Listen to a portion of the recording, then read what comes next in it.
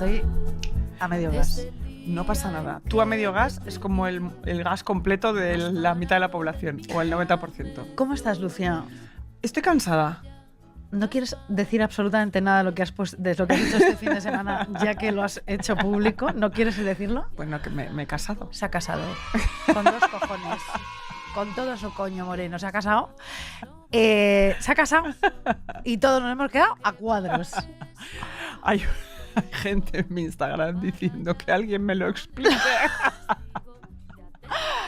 Bueno, hija. Bueno, ya está. Mira, antes éramos muy modernas diciendo que no nos íbamos a casar y ahora como es moderno casarse, pues tú has vuelto a la modernidad. Tú siempre vas a contracorriente. Yo he hecho lo que me ha dado la gana y esto nos va a dar mucho material. No. Bueno, yo, si por mí fuese, vamos, te haría todas las bromas de casada del universo, ¿no? Sí, al menos no me he hecho católica. Como todo el mundo. Por lo civil. Que está la gente muy pesada. Muy pesada. Muy pesada. Y que si el Papa es buenísimo. Mira, cállate. Menos mal que ya llegó al Congreso a decir lo del aborto. Y luego sale Gabriel Rufián a decir que, bueno, claro, le aplauden los de Vox y del PP y es un discurso completamente antirracista y tal. Bueno, cariño, Mira, ya. Pero que ha opinado sobre la mitad del mundo, que somos las mujeres, con el aborto. O sea, ya está todo. Le quita todo el significado a lo de antes. Que no, que además que es un conservador y que no hay papa bueno. Ya está bien. No hay papa bueno. Que estáis todo lo de la izquierda, la generación de mis padres diciendo que este papa es estupendo. Ya está bien, ¿eh? Bueno, y los jóvenes haciéndose todos católicos. Bueno, venga, mira, ya. de verdad, es que sois todos gilipollas, te lo digo en serio. ¿A que sí, Eva López?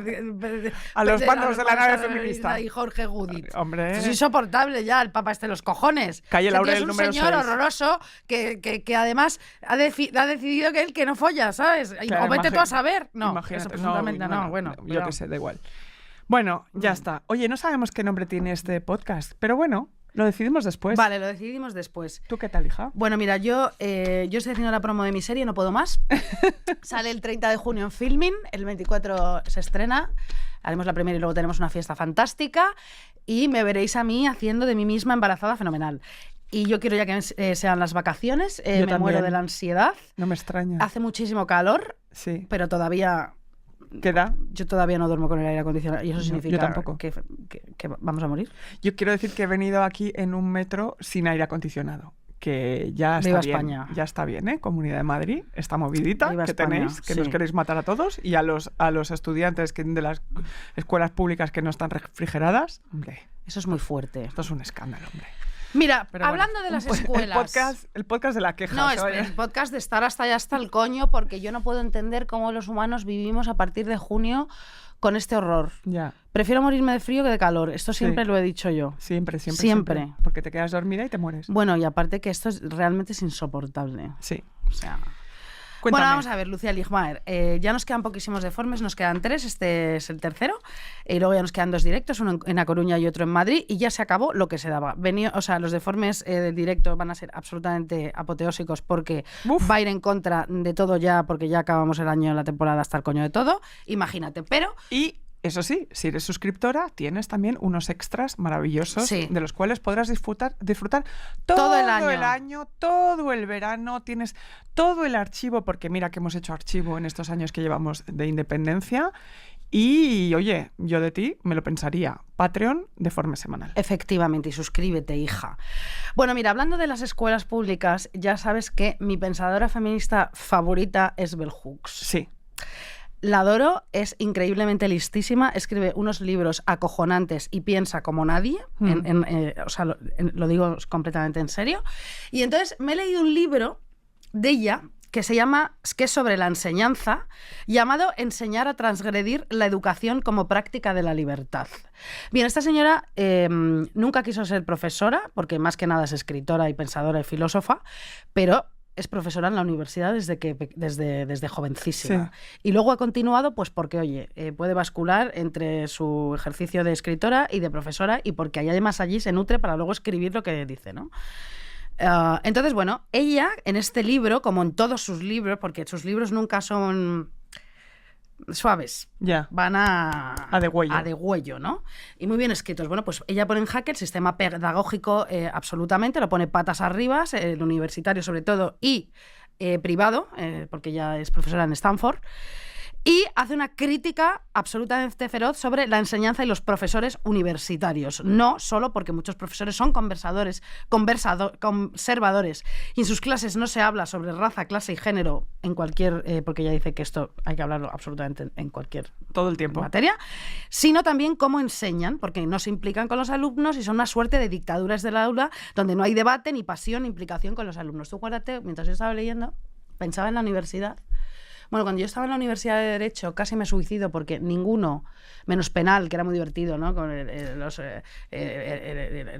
delitos empresariales, bueno, todo lo del aborto, que es interesantísimo, todo lo de ETA, lo de no sé qué, bueno, y le ponía pasión a la profesora. Lo demás, cuando yo hacía Derecho, era absolutamente... o sea, ¿cómo decirte? Para meterse en la cárcel. A los profesores. Luego, cuando ya estudié cine, había algunos que había que meterles en la cárcel y a otros que no. Comunicación audiovisual, perdón. Qué impresionante lo importantes que son los profesores. A mí me pasó, yo hice filología inglesa y tenía, claro, por supuesto había profesores de lengua que, no, sintaxis, me muero. Pero luego tuvimos una profesora... Incluso eso lo puedes hacer apasionante si eres guay. Claro, tuve una profesora, que no me acuerdo cómo se llama, de historia de la lengua, que dices que ibas viendo cómo una palabra se convertía en otra y cómo la F se convertía en una PH y un no sé qué, que te sentías que estabas ahí con Indiana Jones descifrando la piedra Rosetta. Muy bien, pues muy bien, que eso es lo que tiene que pasar y no un señor que te va dictando y que tú escribes y luego tienes que memorizar, que ella está en contra totalmente de este sistema de memorizar y de que el otro hable y qué tal. Bueno, eso es. Bueno, pues eso, no hay implicación, no hay debate, ni insta a los alumnos a participar en el aula, ¿no? Ella cuenta cuando en la infancia, en su colegio de primaria, donde todas eran niñas y niños negros, las profesoras les enseñaban a pensar. Dice, con esa misión mis maestras se cercioraban de conocernos. Conocían a nuestro padre y a nuestra madre, nuestro estatus económico, el lugar al que íbamos a rezar, cómo eran nuestros hogares y qué trato recibíamos en la familia. Está hablando todavía no hay... todavía no han cambiado los colegios blancos, ¿vale? Claro. Están todos los negros. Entonces decían, estas profesoras nos enseñaban a pensar para darnos empoderamiento a nuestra raza y para no, vamos, que venga, para piensa, sobrevivir. espabila y mira lo que está pasando en el mundo, ¿no? Dice, luego con esos valores y esos aprendizajes yo llegaba a casa y ponía en peligro la paz de mi familia, ¿no? Porque era una familia machista, donde ella habla siempre del padre autoritario que dominaba toda la familia, que la castigaba, que la gritaba, que la madre era una señora, pues bueno, una señora ama de casa también dominada por el padre y que ya no la entendía nadie de la familia y que gracias al aprendizaje y la enseñanza de estas profesoras, pues ella se cogió ahí un clavo ardiendo y por eso le encanta la teoría, la educación, la enseñanza y todo eso, porque ella se cogió ahí como un clavo ardiendo de... Yo me incluyen valores rebeldes y luego llego a casa y me dan palizas porque claro, en fin. En cuanto cambió de escuela y fue a una con niñas y niños blancos, dice que todo cambió. La enseñanza solo era información y las niñas y niños negros eran personas claramente de segunda en la clase. Dice, cuando accedimos a escuelas blancas, desegregadas, racistas, dejamos atrás un mundo en el que las maestras creían que educar adecuadamente a niños y niñas negros requería un compromiso político. Ahora nos daba clase un profesorado blanco cuyas lecciones reforzaban los estereotipos racistas. Para la infancia negra, la educación dejó de estar relacionada con la práctica de la libertad. Al constatar esto, perdí el amor por la escuela, el aula ya no era un lugar de placer o éxtasis, el cambio de los amodos colegios solo para niños y niñas negros a las escuelas blancas, donde el estudiantado negro siempre era visto como intruso, no realmente como parte. Ella te cuenta que había apartheid en el patio, o sea, estaban claro. los negros y tal. Dice, me enseñó la diferencia entre la educación como práctica de libertad y la educación que solo trata de apuntalar la dominación. O sea, ella lo vivió todo. Claro. Y dijo, bueno, pues yo con lo segundo no me quedo. Me quedo con lo primero. Claro. Y luego yo voy a instaurar esta práctica, ¿no? Bien, ella después se va a estudiar, termina la universidad y se va a estudiar con una beca Stanford, ¿no? Y dice, pero pronto empecé a detestar las clases. Ella se aburría muchísimo, ella veía que también los profesores eran... y todo aquello era un coñazo y ahí no había debate, ni había ni pensamiento crítico, ni ayudarte a pensar, ni nada, sino que era todo... Bien. Y dice, en estos escenarios aprendí mucho sobre el tipo de profesora en la que no quería convertirme. Durante mis estudios de posgrado descubrí a menudo que me aburría muchísimo en clase. El sistema de educación bancario, que significa basado en la idea de que memorizar información y regurgitarla representaba adquirir conocimientos que podían depositarse, almacenarse y utilizarse en un momento posterior. nunca jamás. Bueno, decía, no me interesaba. Quería convertirme en una pensadora crítica y vivió en sus carnes como cuando se metía en clases sobre feminismo impartida por profesoras blancas feministas, ¿vale? A lo mejor ahí sí un poco más, pero que siempre obviaban la cuestión de raza. Claro. Y que si luego, cuando luego ella era más mayor, ya profesora, tenía compañeras feministas blancas, que chica, que todo muy bien, pero que es que se negaban siempre a meter corpus de filósofas negras, feministas, o hablar sobre eso. Se negaban en redondo. Claro. Era impresionante. Claro. Me estás llevando a acordarme una cosa. Cuando a Toni Morrison, sí, el vídeo ese. No, pero ella habla mucho de ella, sí. Pues hay un vídeo en el cual a Toni Morrison, todavía no le habían dado el Nobel, pero era una escritora muy, muy, muy conocida en Estados Unidos, una señora en una entrevista le dice, ¿cuándo vas a empezar a escribir sobre, ¿no? sobre algo más que los negros, ¿no? ¿Cuándo vas a empezar a escribir sobre blancos? Y él dijo, es tan fuerte que, o sea, es tan racista esta pregunta que me estás haciendo, tan racista y que no te des cuenta de que el hecho de que solo ves la idea de la novela como importante cuando va sobre vosotros. O sea, yo estoy construyendo un corpus para mi gente. Claro, y sobre mi gente. Sí. Y es súper impresionante esa... Bueno, ella habla de esto todo el tiempo. Y luego también te cuenta, por ejemplo, que cuando están en reuniones en la universidad, a lo mejor que hacen reuniones con mujeres negras, que a lo mejor están en la universidad o no, incluso gente que vaya a las charlas, hay una que dice, bueno, pero ya está bien de tanta palabrería, aquí hay que ponerse a no sé qué. Y dice ella, ¿pero qué estás diciendo? Primero habrá que crear teoría para luego práctica, ¿no? Claro. Qué importante es la teoría y las palabras y que nosotras nos escribamos la historia de las mujeres negras y de lo que pasa en nuestra raza sobre feminismo, etcétera. O que hay muchas pensadoras negras que dicen que tú al escribir sobre feminismo estás perdiendo el norte de lo que pasa con el racismo y que estás obviando el problema importante. Y dice Bell Hooks, ¿pero qué estás diciendo? Claro. Que no quita una cosa a la otra, ¿no? Por supuesto. Porque vale, luchamos contra la raza, pero ¿y qué pasa con el machismo en nuestra raza? Claro. Que es acojonante. ¿Qué hacemos? Brutal, claro. Bueno, bien, cuando empecé a ser profesora, se prometió dinamizar las clases, que todas las alumnos y alumnos hablasen, que se creara una comunidad y que todo el mundo tuviera voz, que no solo dependiera de la profesora. Esto era revolucionario porque ella te cuenta que la mayoría de los profesores mostraban una actitud hostil con la participación de los estudiantes en clase, porque eso, si no, ahí te lo tienes que preparar mucho, tienes que currar, no tienes que estar detrás de la mesa, así como ella dice que todos estaban siempre como detrás de la mesa y que dan coñazo. Ella va, cuenta sus cosas personales, sus experiencias personales, se vuelve vulnerable entre los alumnos, en fin, claro. Que hay que currárselo, que cada clase es un espectáculo, ¿no? Claro.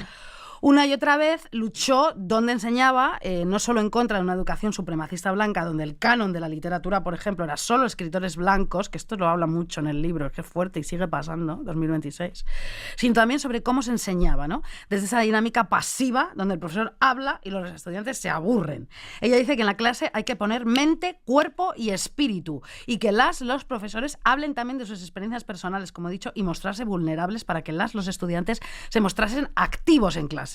Pero dice... Acércate al micro. Sí, pero dice, hacer del aula un entorno democrático donde todo el mundo siente la responsabilidad de aportar, los alumnos también, es un objetivo central de la pedagogía transformadora. A lo largo de mi carrera docente, los profesores blancos me han manifestado muchas veces su preocupación por estudiantes no blancos que no hablan. Bueno, a medida que el aula se vuelve más diversa, los profesores se encuentran con que la política de dominación tiende a reproducirse en el entorno educativo. Por ejemplo, los estudiantes varones blancos siguen siendo los que llevan la voz cantante siempre en nuestras clases. Las y los estudiantes, ella dice de color, y si lo dice ella, bueno, a mí no me gusta decir eso, pero si lo dice ella, pero supongo que no hablarás solamente a lo mejor de las afroamericanas o afrocaribeñas, sino que habla de todas las racializadas, ¿no? Vale. Toda la gente. Venga, pues las y los estudiantes racializados y algunas mujeres blancas manifiestan su miedo a que sus iguales les juzguen como personas intelectualmente inadecuadas. Bueno, he dado clases de estudiantes, dice, de color excelentes, muchos de ellos de los cursos superiores que se las han arreglado hábilmente para no tener que hablar nunca en clase. Alguno tienes la sensación de que hay menos probabilidades de sufrir un ataque si se limitan a no afirmar su subjetividad. Desde mi experiencia, dice Bell Hooks, la única manera de construir comunidad en el aula es reconocer el valor de cada una de las voces. Y ella aclara que para asistir a sus clases es requisito indispensable hablar, debatir y participar. Y que si no, no te apuntes. Qué bueno. Y también, claro, como ya es una estrella y van todas las estudiantes y estudiantes a verla, ha dicho que ha acotado y ha dicho no más de 50 alumnos. Claro. Porque si no, esto es un espectáculo de entretenimiento y esto tiene que ser... dinámico. Sí. ¿Y tú eres una mujer negra que vienes a mi clase a hablar? No. Yo te voy a hacer hablar y si no quieres hablar, pues te tienes que ir porque aquí venimos a lo que venimos. A trabajar todos. Exacto. Pero claro, una vez una estudiante le dijo, asistimos a tu clase, aprenderemos a mirar al mundo desde una perspectiva crítica, aprendemos a tener en cuenta la raza, el sexo y la clase y ya no podemos disfrutar de la vida, dice. Claro, bueno. Porque me has enseñado a pensar. Y entonces dice Bell Hooks, al echar un vistazo a la clase, vi cómo las y los estudiantes de todas las razas, orientaciones sexuales y etnias asentían con la cabeza. Efectivamente, ya no podemos disfrutar la vida. Y por primera vez me di cuenta de que puede haber, y por lo general hay, cierto nivel de dolor implícito al renunciar a las formas antiguas de pensar y conocer y aprender nuevos enfoques. Dice, respeto ese dolor. Y ahora, cuando doy clase, incluso un reconocimiento de este dolor, es decir, hablo del cambio de paradigma y del malestar que puede provocar, ¿no? Dice, las y los estudiantes blancos que están aprendiendo a pensar con una mirada crítica las cuestiones de la raza y del racismo pueden volver a casa por vacaciones y de repente ver a su padre y a su madre bajo una luz diferente diciendo cosas terroríficas, ¿no? Puede que reconozcan en ellos ideas no progresistas, racismo, machismo, y tal vez les duela que las nuevas formas de conocer lleguen a crear extrañamiento donde antes pues no lo había. También le dicen, nos has enseñado a pensar críticamente, a poner en cuestión y a confrontar y nos has animado a tener voz. ¿Cómo vamos a ir al resto de las clases? Nadie quiere que tengamos voz en estas clases. Ya, es que abrir una puerta, ¿no?, a la libertad implica darse cuenta de todo muchas lo demás. Cosas, efectivamente. Claro. Bien, ella como pensadora negra te cuenta que en la actualidad hay muchas más mujeres blancas que mujeres negras haciendo investigación desde un punto de vista feminista que incluye a la raza. Es fuerte esto. Esto es lo que te decía antes. Las académicas negras no están seguras de si el movimiento feminista va a cambiar en realidad de manera significativa la vida de las mujeres negras, el racismo. No están dispuestas a adoptar y sostener un punto de vista feminista. Claro. Bueno. Otro factor que ha limitado la participación de mujeres negras en la producción de investigación feminista ha sido y sigue siendo la falta de pasta, de gratificaciones institucionales que no les dan las universidades. Claro. ¿No? Vale, mientras que muchas investigadoras académicas blancas activas en el movimiento feminista pasan a formar parte de una red que comparte recursos, publicaciones, empleos entre ellas, las mujeres negras a menudo quedan fuera de este circuito. Esto ha sido así, en particular, en el caso de mujeres negras generadoras de investigación feminista, que nunca ha tenido buena acogida. O sea, ella. Ya. Dice, en las primeras etapas de mi trabajo, las investigadoras blancas a menudo se sentían amenazadas por mi insistencia en la raza y en el racismo. Lejos de ser recompensada o valorada, como me sucede ahora, en aquellos días me percibía como una amenaza para el feminismo. Mi trabajo resultaba más amenazador, si cabe, cuando osaba hablar desde una perspectiva feminista de temas que no eran la raza. ¡Qué fuerte! Muy fuerte. Y luego también hay un estudio que no he puesto aquí, que ella habla de cuando mujeres negras, mayores y jóvenes, son sirvientas de tías blancas, de cómo las blancas tienen una percepción de que, bueno, como son amables, que las tratan bien y tal, como que piensan bien de ellas, pero todas las sirvientas negras hablan fatal. Bueno, claro, de todas. Asumen que es una relación sin violencia. Exacto. Ni de arriba a abajo, ¿no? Claro. Entonces es buenísimo ese estudio, ¿no? Que todas dicen, no hay ninguna que diga... ¿Te acuerdas de esa película tan absolutamente buenista de criadas y señoras que de repente... No, cariño. Es que yo decidí no verla. Bueno, normal. No, demasiado. No, muy fuerte. Too much. Bueno, paseando a mis days y no. Efectivamente. Bien, ella te cuenta muchísimas anécdotas siendo profe, ¿no? Y dice, tuve una experiencia interesante en el pasado semestre en el City College. Un día no podía ir a dar clase y fue a sustituirme una persona que era una pensadora mucho más tradicional, de un autoritarismo tradicional, y las y los estudiantes en su mayoría se atuvieron a sus prácticas pedagógicas. Nadie protestó. Cuando volví les pregunté, bueno, ¿qué ha pasado en clase? Bueno, pues compartieron su percepción de que había esta señora más mayor y conservadora en las prácticas de enseñanza, de pedagogía, había humillado verdaderamente a un estudiante que había usado su poder para silenciarle de un modo violento. Y les dice Bell Hooks, ¿y vosotros qué hicisteis? ¿Qué le dijisteis? Y dice, tuvieron que admitir que se habían quedado sentados en silencio. Estas confesiones me hicieron ver cuán profundamente enraizada está la percepción estudiantil de que los profesores pueden y deben ser dictadores. Madre mía. Hasta cierto punto consideran que yo les dicto que se integren en una práctica liberadora, así que me obedecen. Claro. ¿No? Bien. Por lo tanto, cuando otra profesora entró en el aula y se comportó de manera más autoritaria, simplemente acataron su línea. Bien. Pero el triunfo de la pedagogía liberadora fue disponer de un espacio donde interrogar sus acciones. Podía mirarse entre sí y decirse, ¿por qué no defendimos aquello en lo que creemos? ¿Por qué no mantuvimos el valor de nuestra clase? ¿Nos vemos a nosotros mismos como personas que simplemente se mueven por complicidad con la visión de la práctica liberadora de nuestra profesora? ¿O tenemos un compromiso propio con esta práctica? Chica, muy bien, Bell Hooks, es que tú eres tan genial, de verdad. Me gustaría que fuera mi madre. Un beso a mi madre, que la quiero mucho, pero es mi madre, esta persona que dice, madre, mi madre, serviendo, sí, coño, pues mi mother. Mothering. Bueno, ella afirma que hay profesores que cuando pasan cerca de su clase, por la puerta, y ven a los alumnos reírse o participar y haciendo escándalo, ¿no? Dice, los profesores creen que es más entretenimiento que enseñanza y que no es lo normal. Además de que muchos profesores han criticado sus propios ensayos y sus textos. Ella ha sido muy atacada. Y dice, en mis libros intento demostrar hasta qué punto mi trabajo está influido por lo que las y los estudiantes dicen en el aula, lo que hacen, lo que manifiestan. A su lado, crezco intelectualmente, desarrollando una comprensión más nítida de cómo compartir conocimiento y qué hacer en mi función participativa con las y los estudiantes. Y esta es una de las principales diferencias entre la educación como práctica de libertad y el sistema bancario, como te he dicho antes, lo de aprender a memorizar y tal y cual, conservador, que incita al profesorado a creer en el fondo de su ser que no tiene que aprender de las estudiantes. Bueno, yo es que recuerdo mucho a un profesor en la facultad que tenía los apuntes amarillos porque jamás había cambiado absolutamente nada de sus clases en 25 años. Qué horror. No solo contaba siempre lo mismo, o sea, no solo no, por supuesto no se relacionaba ni intentaba, ni el 0,5% de lo que has contado de que hubiera una mínima interacción y un mínimo aprendizaje múltiple también y aprender él también, sino que llevaba los apuntes desde hacía 30 años. ¡Qué vergüenza! Lo mismo. ¿Y no le da vergüenza? Pues no lo sé. O sea, no os da vergüenza. Yo es que en la universidad, claro, o sea, bueno, mis profesores de Derecho eran todos terribles. Porque claro, luego cuando estuve en comunicación audiovisual, claro, había algunos que estamos aprendiendo arte. Claro. Chica, hay algunos de los que me acuerdo muchísimo, por supuesto, pero otros que dices, pero qué vergüenza. Ya, total. Qué puta vergüenza es lo que estás haciendo. Bueno, es que hay mucha gente que, ¿no? Hay mucho académico que considera que las clases son el peaje para luego investigar.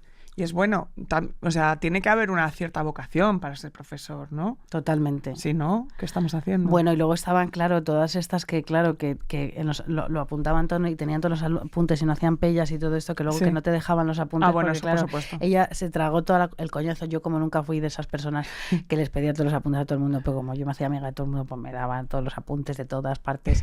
Pero están esas de no te dejo los apuntes porque me traga yo el coñazo, que tiene razón, pero qué pesada eres, ¿eh? Anda que vivir así en tu etapa universitaria. Yo no iba a clase nunca. Hombre, y sobre todo podríais hacer lo que hacíamos nosotros a veces, que era hacer turnos. Es decir, hoy me lo como yo y en la siguiente te lo comes tú. Yo es que como mi novio, mi ex Víctor y mi mejor amigo, pues claro, nos conocimos en comunicación audiovisual y era un empollón él listísimo, que yo le copiaba todos los exámenes, pero vamos, que le cogía la hoja así, que me decía, Isabel, y cogía todos los apuntes. Pues claro, yo estaba en clase en Babia y ya mi novio que me lo hiciese todo. Y entonces sí, yo creo que me eché ese novio para esto. No, por supuesto no, porque estuve 10 años y el amor de mi vida, bueno, ya era mi mejor amigo. Y claro, qué suerte tuve. Claro, pues sí, hija. La verdad es que sí. Bueno, pues mira, te he puesto una canción, Lucinda. Hemos vuelto al origen con esta canción. Sí, porque, vamos a ver, esto es muy fuerte, compañeras concursantas. Stories Day. Y es una canción de Navidad. ¿Perdona? Sí, se llama Vals de Christmas, o sea, es el... Dice Santa, ya verás, mira. Santa's on his way. Esta canción es preciosa. Es una canción de Navidad, pero es que es tan bonita. Muy bonita. Yo ahora voy en verano escuchando esto. O sea, disociada con el tiempo, ¿no? Podría ser una canción de cócteles en la terraza, ¿eh? También. Totalmente. ¿No? Además ahora se pone... Pero es como de Navidades felices, que ya hace mucho tiempo que no sé, es feliz en Navidad, ¿no? Pero... No. Merry Christmas. May the dreams Es que te he puesto una canción de Christmas en verano, ¿no? Sí, es que he dicho, estoy llamando al frío de alguna manera, ¿no? Ay, sí, por favor. Es que es bonita, ¿eh? Bueno, si estuviéramos en el hemisferio sur, que estaremos, podrías poner canciones de frío. Lucía. El sábado vamos a quedar y vamos a salir. Tú no estás. Yo no estoy. Me voy a la playa, chaval. Estás a la playa. Yo me voy al asfalto de Madrid a beber como una cerda. Y que se me caiga la cerveza al asfalto y lamer el asfalto para que no quede ni una gota de cerveza. ¿Dónde vais a ir? Bueno, no lo digas. No lo digo. Tengo un poco de FOMO, ¿eh? Tengo que decir. Hija, es que estás todo el día con tu marido ahora. No, no es verdad. Sí, es verdad. Pero está bien. No, hija. Yo no tengo marido. Mis maridos sois todos mis amigos. Ya vuelvo. Es insoportable. Estoy la semana que viene, bueno, luego vamos a montones de cosas tuyas. Sí. Bueno, luego vamos a comer con una amiga nuestra. Sí. Bueno, Lucinda, te toca. Me toca. Bueno, yo tengo un temón, chavala. O sea, tengo un temoncio. Me he leído un libro de Mary Hartman que se llama Asesinas Victorianas. No me digas, sí. No te puede pegar más. No me puede pegar más, porque las maravillosas editoras de Siruela, que es donde está este libro, las mejores, me dijeron, no te puede pegar más. Y dije, pues trae para acá, morena. Trae para acá. Entonces, entonces no es solo un libro de crímenes reales, porque sí, o sea, si lo que queréis es unas historias de true crime súper divertidas, bla, no, este es un libro sesudo. Es decir, a mí me ha encantado, porque es de una historiadora que lo que hace es ver cómo 13 mujeres que fueron acusadas de 12 crímenes, de 12 asesinatos muy heavies, lo que hace es entender cuál es el contexto histórico, social, económico y también amoroso, ¿no? De cómo está cambiando la época victoriana y qué le hace a las mujeres eso. Sobre toda la opinión pública y a través de pues esto, las ideas de feminidad, de matrimonio, de sexualidad, de clase, que es muy importante también en todos estos casos, y de respetabilidad. Entonces, cada capítulo pues expone los casos contra las mujeres acusadas, las pruebas, el resultado de los juicios y cuáles fueron las actitudes sociales de la época. Entonces, la autora dice que es verdad que la mayoría, cuando tú te lees los crímenes, o sea, las historias de estas mujeres, que son sobre todo inglesas y francesas, es lo que trata ella, la mayoría son megatorpes, ¿vale? Las que cometieron los asesinatos, porque hay un caso que no, que estamos convencidas, Mary Hartman y yo, que esta mujer era inocente, que estas son mujeres que las han casado con el primero que pasa. Claro. Y ellas les han puesto arsénico, pero por un tubo. Muy o sea, bien, no como para matar a una persona, como para matar a 100. A 100. Muy bien, claro, ¿qué habéis hecho?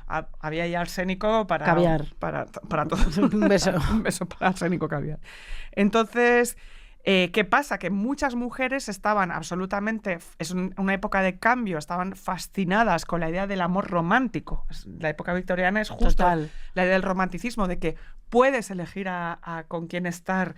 y que no tienes que hacerlo por el sistema económico, ¿no? Para dar tu dote, etcétera, sino que puedes elegir y puedes flirtear, puedes mandar cartas a todos, puedes hacer lo que quieras. Y claro, luego te casan con un panoli. Total. Arsénico que... Te has equivocado. Ahí vas.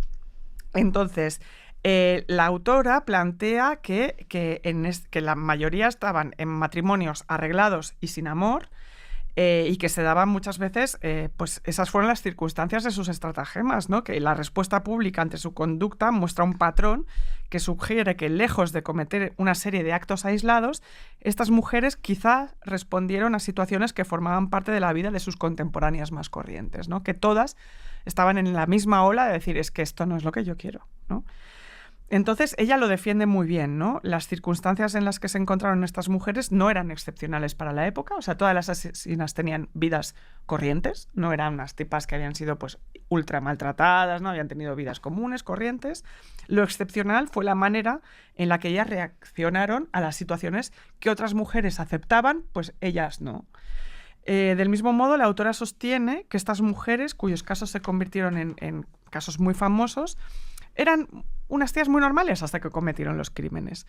Pero, ¿qué pasa? Que también los juicios se convirtieron como en una especie de vox populi, ¿no? Que todo el mundo... Una especie de prensa rosa y del caso, ¿sabes? Porque las revelaciones de algunos casos eran escandalosas. Habían sido infieles. Ya, ellas. Ellas habían tenido hijos fuera del vínculo matrimonial. Entonces, todo eso, la gente en los juicios estaba living, ¿sabes? Total. Entonces, como te decía, si lo que buscáis son detalles escabrosos y minuciosos de los crímenes, este no es el libro, porque examina a las asesinas como mujeres más que como criminales, ¿no? Pero es muy interesante porque, por ejemplo, en Inglaterra, entre 1855 y 1874, en apenas 20 años, las cifras anuales de mujeres juzgadas por asesinato, que oscilaban entre 12 y 42, superaron 2 veces a la de los hombres.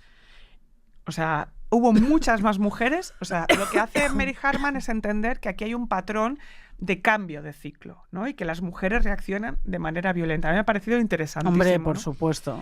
Y aún así, estas mujeres que cometían delitos graves muchas veces eran absueltas porque en la época se juzgaba a la mujer como el ser más inocente de la creación.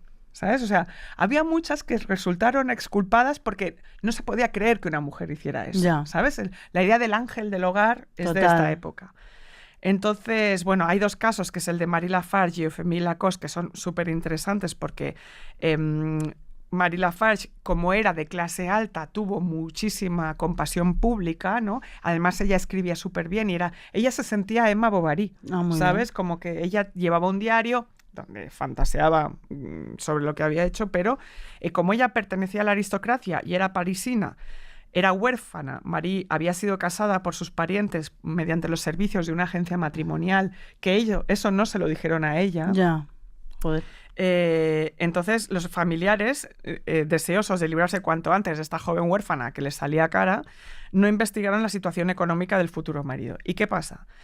Que Marie se casa con un gilipollas, claro, por supuesto, que no tiene un pavo, aunque va de que sí, él va de gran industrial, y todo el rato le dice, escribe cartas a tus parientes para pedirles dinero. Sí. Entonces ella se encuentra con un tío que no le gusta, con un tío que no tiene un chavo, ella criada en la aristocracia francesa, y que tiene que humillarse públicamente para pedir dinero a su familia. Entonces acaba pues envenenando, claro que sí. Luego, Euphémie, que es otro caso que da mucha pena, que se casa con un tipo que es Lacoste, que es... Lucía, te has hecho 9 páginas. No, pero mira, ya estoy haciendo menos. Mira, te lo estoy acortando. Vale. Porque digo, mira, lo estoy contando. Sí, muy improvisando, bien. Que es mejor. Venga. Euphémie la casan con su tío abuelo. O sea, una chica de 22 años la casan con un señor de 68. Qué horror. Que tiene verrugas por todas partes. Qué horror. Que lo único que hace es hacerle de sirvienta, cortarle las uñas de los pies. Qué asco. Que no quiere tener sexo con él, por supuesto, porque es que es un viejales. Ella había estado enamorada de un tendero de la esquina, de uno que vendía fruta, que estaba súper enamorada y no le habían dejado casarse con él. Entonces, Lacoste, este hombre, lo que además, que era un guarro y se acostaba con todo el mundo, como el 80% de la población de esa época tenía sífilis. Porque, claro, los hombres eran todos sifilíticos. Y esto era una cosa que no se hablaba nunca, que las mujeres se contagiaban de sífilis por los maridos. Y entonces, si ellas tenían sífilis, estaban absolutamente alejadas, no podían relacionarse con nada, pero en cambio ellos, que eran portadores de sífilis, no pasaba nada, porque ellos se iban a los prostíbulos. Entonces, era una criada concubina de su tío marido, o sea que es horrible, cuando lees el caso es tremendo. No le habían consultado, por supuesto, casarse con él, pero el público, cuando la juzgan, porque muere envenenado por arsénico, no es tan compasivo como con Mary, porque ella es de clase media-baja. Joder. ¿No? Entonces, bueno... Qué cosa más rara, ¿no? Bueno, la gente es así. La gente, tú sabes cómo deforman los medios de comunicación, todo lo que tiene que ver con... Pasó con Lorena Bobbitt en su momento, ¿no? Si hubiera sido una señora... Sí. Esta idea de la rabia, Total. de la mujer animalizada y tal. Entonces... ambos maridos tenían el derecho legal a violar a sus mujeres, porque en esa época, pues, yo voy a consumar y voy a consumar. Entonces, claro, como decía, están estas dos dinámicas: cambio social por la elección romántica y la mujer en su momento más idealizado en la historia. ¿Qué pasa? Eufemie era inocente, porque lo que pasaba con el señor Lacoste es que él, para no ir a la farmacia a pedir cosas para la sífilis, tomaba lo que le daban los veterinarios, que tenía arsénico. Entonces ese señor murió envenenado por arsénico, él solo. ¿Fue él mismo? Él mismo. Aún así ella se comió los años de cárcel. Es tremendo esto cuando te lo ¡Qué cuento. horror! Sí. Estos son dos casos interesantotes, ¿no? Como el que tú dices, pues mira, casos de mujeres casadas. Pero ahora te voy a contar un caso... Aviso, esto no es apto para personas de corazón débil, ¿eh? Esto es un historión fuertecito. Celestine Douet, esta es la soltera. ¿Qué pasa con la soltera, no? La soltera victoriana asesina. Esta va a ser súper castigada. Sí, pero también es que sepas que... Se pasó. Celestine Douet, una institutriz francesa nacida en 1817, había trabajado para familias inglesas de clase alta y tenía una credencial social importante. Había sido empleada en el entorno de la reina Victoria como responsable o ayudante vinculada al guardarropa real. Esta conexión con la reina es importante para el caso. Hay un señor, James Marsden, médico inglés, viudo con 5 hijas, que son Emily, Rosa, Alice, Marianne y Lucy, que contrata a Douet para hacerse cargo de las niñas. Las niñas tenían entre 7 y 14 años. Douet se las llevó a París para educarlas en una pequeña escuela o pensionado bajo su control. Hasta aquí, en apariencia, todo encaja, ¿no? Esquema respetable, padre médico, niñas de buena familia, educación francesa, institutriz con referencias. Pero Harman, la autora, muestra que esta respetabilidad fue el marco en el que se produjo un abuso tremendo. Marsden no entregó a sus hijas a Douet solo para que las educara. Según la reconstrucción del caso, había una obsesión con el llamado vicio secreto, es decir, la masturbación infantil. Oye, por favor. Claro, esto estamos hablando antes de que Freud hablara por primera vez de sexualidad infantil como algo normal y que sucede. Los restregones. En la medicina moral del siglo XIX, la masturbación se imaginaba como una causa de debilidad, locura, enfermedad nerviosa, deterioro físico y degeneración moral. Entonces, claro, las niñas no eran vistas como niñas vulnerables, sino como cuerpos culpables que había que vigilar, corregir y disciplinar, como diría Foucault. Douet actuaba como institutriz, pero también como carcelera moral, ¿no? Sí. Entonces, Marsden, el médico y padre... claro, según Harman, no es un señor que está por ahí, un adulto ingenuo, sino que da el marco ideológico para que suceda lo que pasó. Las niñas empezaron a mostrar signos de deterioro, delgadez, agotamiento, enfermedad, miedo, que esos síntomas se podían interpretar en ese momento no como pruebas de maltrato, que era lo que estaba sucediendo, sino como supuestas consecuencias del vicio del que le estaban intentando arrancar. Entonces, cuando peor estaban, más podía justificarse esa disciplina.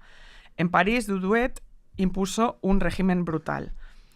Las fuentes hablan de hambre, golpes, castigos físicos, ataduras y privaciones. Douet ataba muñecas y tobillos de las niñas a la cama, las mantenía con una dieta casi de inanición y aplicaba castigos crueles, todo bajo el pretexto de curarlas. Yo me he acordado de casos que Freud, cuando habla de la sexualidad infantil y que cuando le llegan a él como pacientes, gente que tiene una cosa precisamente compulsiva, que eran niños que habían sido atados en la infancia. O sea, que precisamente produce lo contrario. Lo peor. La perversidad del caso está en que estos castigos no se presentaban como sadismo puro, sino como tratamiento, ¿no? Como te decía, lo disfrazaba de cura moral o de disciplina. Douet, claro, no era solamente una mujer cruel, es que es una figura de autoridad. La institutriz victoriana, recordemos, tenía una posición ambigua. No era madre, pero hacía de madre. No era de la familia, pero vivía dentro de la familia. No tenía poder social propio, pero sí poder absoluto sobre las criaturas, ¿no? Entonces ahí ejerce una autoridad feroz. ¿Qué pasa?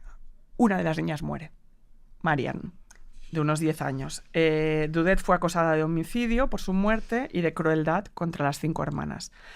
Algunas reconstrucciones posteriores también hablan de la muerte de otra hermana, Lucy, y que el proceso giró alrededor de las muertes de 2 niñas y de maltrato a las 3 supervivientes.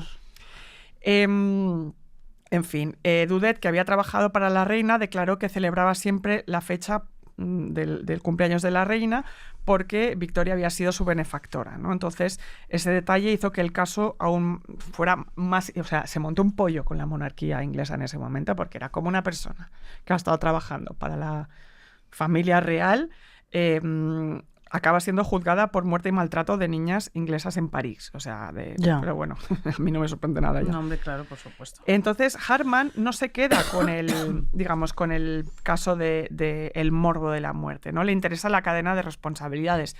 ¿Quién vio el deterioro de esas niñas? ¿Quién lo interpretó mal? ¿Quién permitió que Daudet siguiera con ellas? ¿Qué papel jugó el padre, ¿no? Entonces... El caso en la época fue famosísimo, pero famosísimo. Daudet se convirtió en esta especie de... que luego, yo me acordaba mucho de La mano que mece la cuna, ¿no? Claro. Este mito que surge de la monstruosa institutriz francesa, ¿no? Que luego las Bronte lo tratan tanto, ¿no? Sí. Y Marchen es el padre desgraciado, ¿no? Ella desarma esta idea, ¿no? Porque este hombre médico viudo, preocupado por su vida personal, dispuesto a dejar a sus hijas al primero que pasa y obsesionado él con teorías sexuales represivas. O sea, aquí se juntaron el hambre y las ganas de comer, porque parece ser que el viudo lo que estaba era reordenando su situación sentimental, pero tenía 5 hijas a su cargo, entonces un tío no se iba a hacer cargo, por supuesto, de nada. Total. Entonces, él pensaba que las niñas estaban siendo tratadas, ¿no? Pero Hartmann aquí habla de complicidad. Daudet ejecuta la violencia, pero Marchen la hace posible. Daudet fue juzgada en París en 1855. El proceso fue seguido por todo el mundo, o sea, un caso de homicidio y de crueldad. Fue absuelta del cargo de asesinato. Qué fuerte. Porque no se pudo probar de manera suficiente que hubiera causado directamente la muerte. Pero sí fue declarada culpable de maltratar a las niñas y condenada a 5 años de prisión. Bueno. En fin. Jurídicamente no se pudo demostrar el nexo exacto, pero bueno, hubo todo tipo de pruebas sobre cartas que hoy se ven clarísimamente las dinámicas de abuso, ¿no? Dependencia, miedo, una lealtad traumática de las niñas hacia el síndrome de Estocolmo, claro. Confusión, presión familiar. Entonces Hartmann lo que nos muestra es que el juicio no solo juzgó a Daudet, también expuso públicamente a las niñas, que ese es el problema, como pasa siempre. Sí.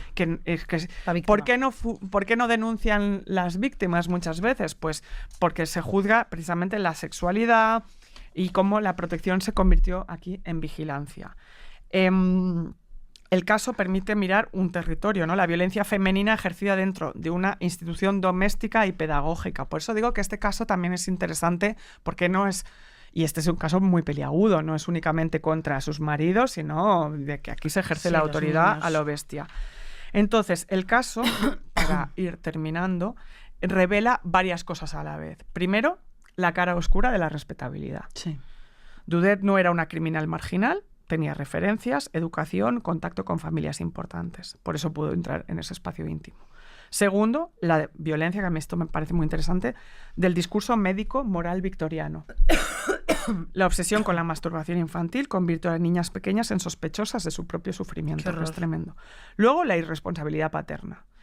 Marchen no es solo un padre engañado, es una autoridad que abandona, delega y teoriza el dolor de sus hijas como pecado, ¿no? Y cuarto, la ambigüedad de esta institutriz, ¿no? La institutriz victoriana era una figura muy incómoda socialmente, respetable, ¿no? Para todo el mundo, pero una asalariada, ¿no?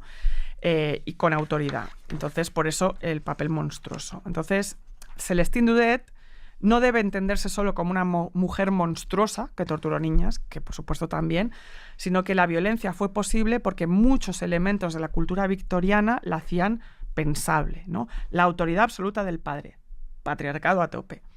La autoridad moral de la institutriz.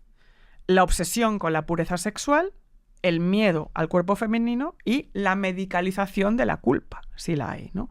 Entonces, bueno, esto os quería traer este caso. Es guay, o sea, bueno, no es tremendo, guay, ¿no? Es súper fuerte. Sé que es un poco el más... Había otros casos, pero quería traer primero los de la infidelidad y el veneno, porque os lo encontraréis en el libro, pero este caso yo creo que a día de hoy sería un caso muy parecido a los que vemos en los True Crimes de las madres mormonas, esas terribles que tratamos una vez, ¿no? Sí. Es un libro muy interesante, yo lo recomiendo para leer. ¿Cómo se llama, Lucía? Asesinas victorianas. Asesinas victorianas, y el mío se llamaba Estrategias, el mío se llamaba Enseñar a transgredir la educación como práctica de la libertad. Bueno, pues nada, hijas mías, este ha sido un programa estupendo, más corto de lo normal, muy un bien. Poquito, sí. Estamos agotadas. Yo también he cortado mucho porque me había pasado de páginas, no pasa pero nada. Creo que se ha entendido bien, se ha ¿no? entendido perfectamente. Que es lo tuyo, ¿no? Sí. ¿Me has puesto la ahí? última. Esto? No, esta es un vals de la época victoriana. Mira. Bebe agua, hija. Es que el aire me da tos. 2 vals. Un vals, otro vals, como dice Silvia Pérez Cruz. Yo creo que deberíamos de llamarlo pedagogía mal. Pedagogía mal, me encanta. Sí. Me encanta. Este capítulo va sobre la pedagogía mal. Me encanta. ¿No? Pues sí, porque menudas. Pues ya está, pedagogía mal. Pedagogía mal. Muchísimas gracias. Muchísimas gracias, muchísimos besos, muchísimas gracias, qué cansadas estamos. Y ahora nos vamos a grabar el extra. Claro que sí, hija. Así que nada, un Maravilla. beso gigantesco.